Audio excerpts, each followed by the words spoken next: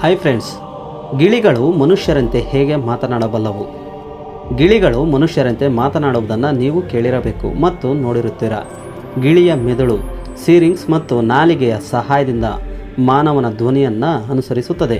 ಈ ನ್ಯೂರಾನ್ಸ್ ಸಮೂಹಗಳು ಅಥವಾ ಸೀರಿಂಗ್ಸ್ ನ್ಯೂಕ್ಲಿಯಸ್ಗಳು ಗಿಳಿಗಳ ಮೆದುಳಿನಲ್ಲಿ ಇರುತ್ತವೆ.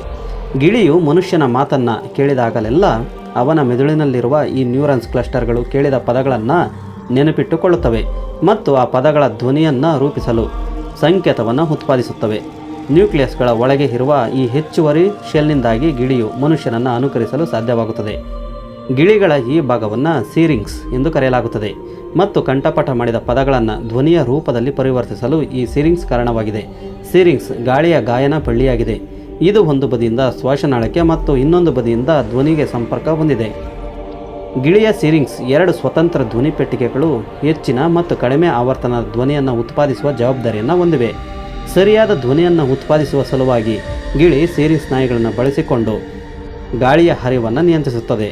ಸೀರಿಂಗ್ಸ್ನಿಂದ ಉತ್ಪತ್ತಿಯಾಗುವ ಶಬ್ದವನ್ನು ಗಿಳಿಯು ತನ್ನ ನಾಲಿಗೆಯ ತಿರುಚುವ ಸಹಾಯದಿಂದ ಪದಗಳ ರೂಪದಲ್ಲಿ ಮಾತನಾಡುತ್ತದೆ.